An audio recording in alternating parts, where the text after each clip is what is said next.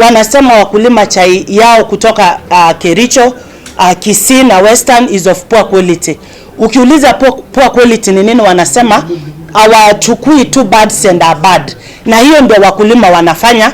Kwa hivyo wametafuta an excuse to pay our farmers hii pesa kidogo. Ya pili, ya tatu, kutest hii chai na mdomo. Kwanza ukitest hii chai yetu inatoka Kisii, Kericho na Western, it is actually the best quality. Kuna wakati tuko kule bungeni tunapata wameandika tea from Kericho, best quality. Sijaiona Murang'a best quality, Kiambu best quality. Enda kwa supermarket, enda Canada, enda US, best tea qualities from Kericho.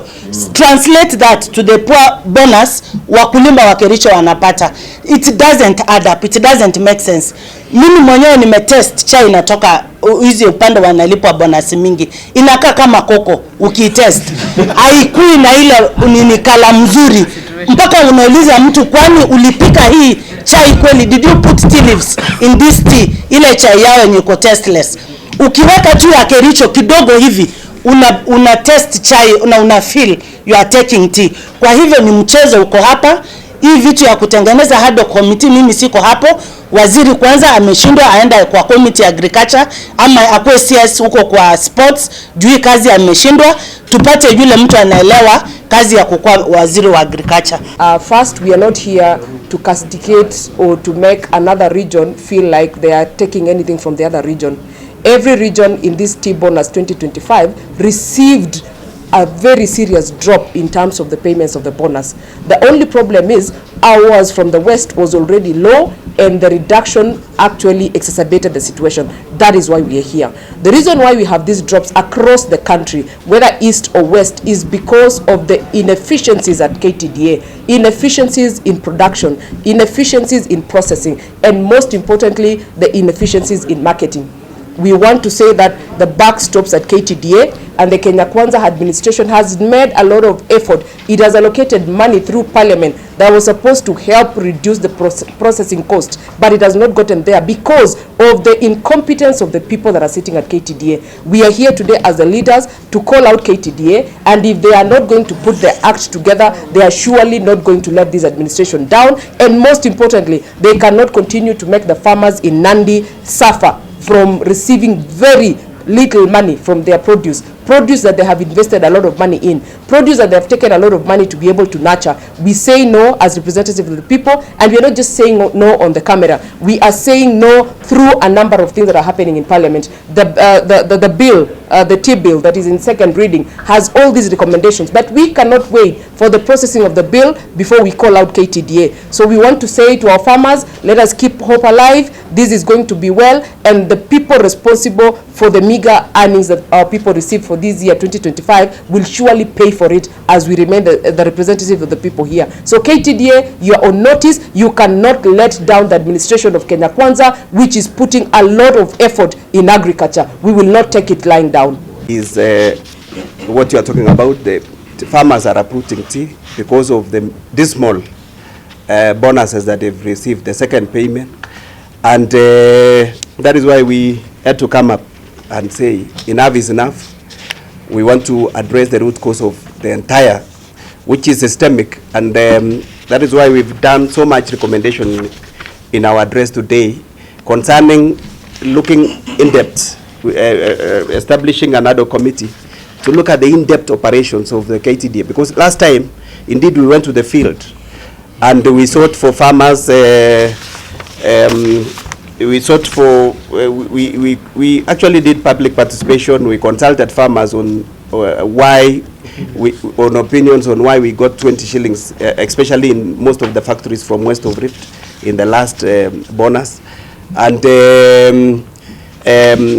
most of the recommendations are still in the tea bill that is before the House and that is being in the second reading. And some of the suggestions we actually had called the Ministry of Agriculture and Tea Board and even KTDA. We called them and we told them to correct. But to our amazement, to date, things are getting worse. And that is why we are coming back and recommending stringent measures to address the current situation. I don't know, from our members, I don't know who has... So thank you very much. I also wish to associate myself with all the comments that have been made on the joint statement by all members of parliament from the regions that represent where tea farming is done. In my constituency, about 65% of the constituency is purely tea farm. So we are deeply affected by the events and what is happening at KTDA. It is sad that, as read earlier, 68% of all the tea production actually comes from the West. And we are the ones that are suffering the economic injustice of magnanimous levels. It is interesting that some of the big tea farms in my constituency produce some of the best tea. When you travel across the globe, you find Lipton tea. Most of it comes from Eastern produce. In my constituency, they're the best teas out there. But when you go to Mombasa, where testing is done via the mouth, we happen to be we receive the lowest rating.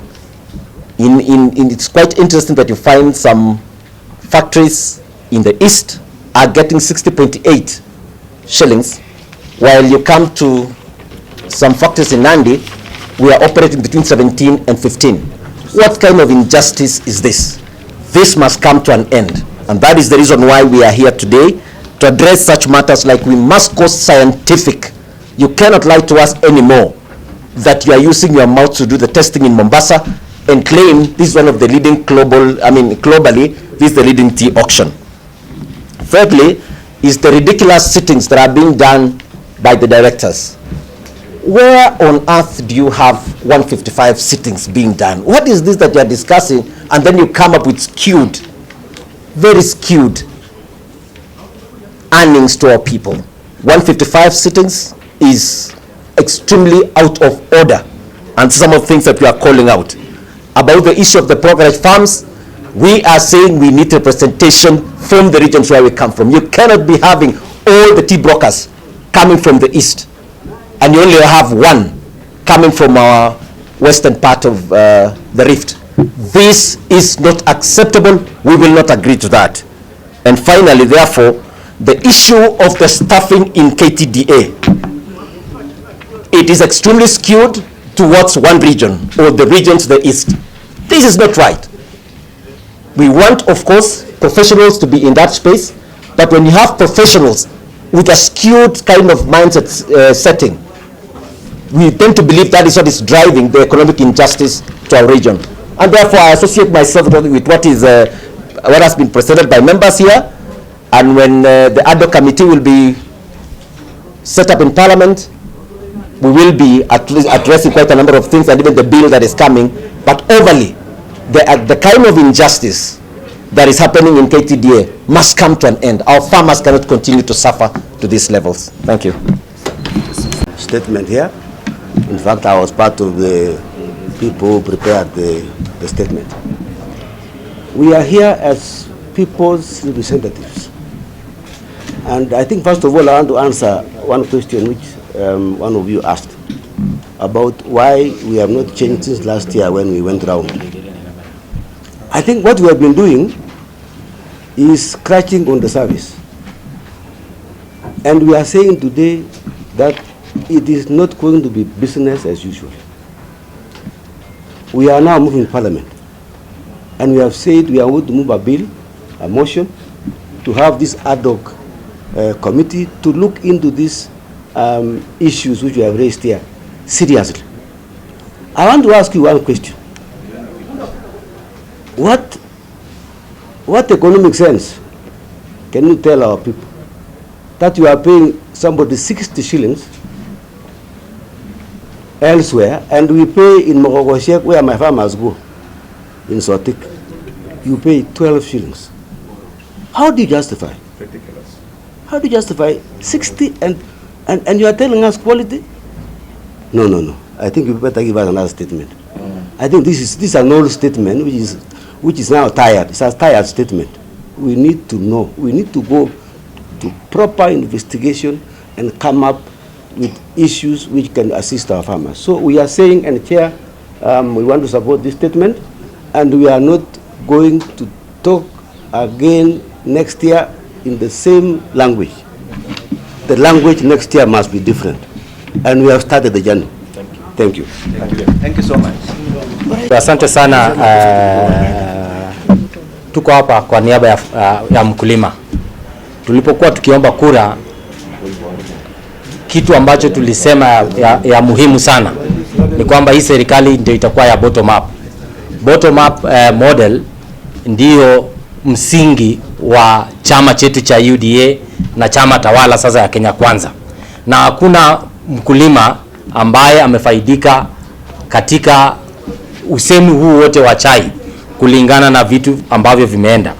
Ya kwanza, ningependa kusisitiza kwamba the testing of tea na ulimi lazima ikome, ili biashara ya majani chai iwe ya uwazi katika mauzo yake. Ya pili, KTDA ni mfanyikazi ya mkulima. Haizi kuwa kwamba mfanyikazi ndio anaendesha biashara ya chai. Mkulima lazima apewe nafasi yake katika all decisions that need to be taken must be farmer led. Ya mwisho, lazima kila factory ya chai ipatiwe ruhusa ya kuuza chai yake katika soko ambayo inaweza pata. Wengine wanaweza enda auction, wengine waende direct sales, wengine wauze hata locally, so that they can be able to maximize their profits. We want transparent, open and clear, fair system of sale of tea and also representation within the KTDA. Those are the bare minimums. Mengine tutayazungumzia katika wakati wa ad hoc, na mengine tutayazungumzia katika sheria ambayo iko bunge second reading saizi, where we will make proposals for concretization of these proposals and make them legal for implementation by the tea sector. Thank you very much. Thank you very much. Also, I want to add something, and I want to say I stand with the statement which you have given, we have read to you here. First of all, I want to talk about the Kenya Tea Trade Association, which we need to disband this. And on top of that, there is, if you want to know the depth of this corruption, see the kind of board of members who are there. If you find one which is coming from the west of Rift, the tea from the factory which next to the person which is coming from the west of Rift, you will find the tea bonuses are going to go up for that particular area. And the rest of the areas where there is no representation, the tea is going to go down. Like last year we had Mamun, which had got very good bonus. And it was more or less the same as the one which is coming from the east of Rift, because the guy is sitting on the in the board, he is one of the senior members there. And now the guy has been, there's another guy who has come, and from our side you can see the bonus from that area where the guy comes from is around 18 shillings, while the rest are 12 shillings. Meaning there is a skewed, orchestrated, intentioned things which are being done there to make sure that some other areas suffer at the expense of some given areas where the board comes and senior people from KTDA comes from. This is something we need to look into, and we are not going to rest until we make our farmers are given fair share of their work which they have done through this tea with the tea farming. Thank you very much. The challenges are quite many, and that's why we are so much focused on taking this more seriously by focusing on setting up an ad hoc committee in Parliament that will delve deeper, and also as we ensure that the bill that is in the House is fast-tracked, so that we don't sit here next year again, because we can't be here every time saying that our farmers are suffering and nothing tangible is taking place. The farmers from the Kisii region, together with our neighbors from west of Rift, are not happy at all. We can't have a country whereby There are areas that never have complaints, yet whatever they produce is the same, the auction market is the same, and we are being told the reason for their punishment is the testing. In 2025, we cannot be having the mouth being the single testing instrument for product. We have to move to scientific from biological testing. As my colleague said, we all have different tastes, even in whatever we eat in every day. Someone loves pork, another one loves beef. How can this person be the expert who says the tea from factory X, and coincidentally, tea is from the east of the rift, suddenly are always having a greater value? So we need to move to more scientific. The world is technological nowadays. And it's so sad that it's only in Kenya, the mouth is where we are still stuck, to the pains and cries of our people. Enough is enough. And as the leaders from that side, we've said enough is enough. We are not going to sit here again watching our farmers suffer. And to the management of KTDA, whatever cartels that are in there, once the ad hoc committee comes out with a resolution, we'll have to tackle the cartels for once and for all. We can't have a few people enriching themselves at the expense of the millions of farmers out there. Thank you. Let me just make a comment.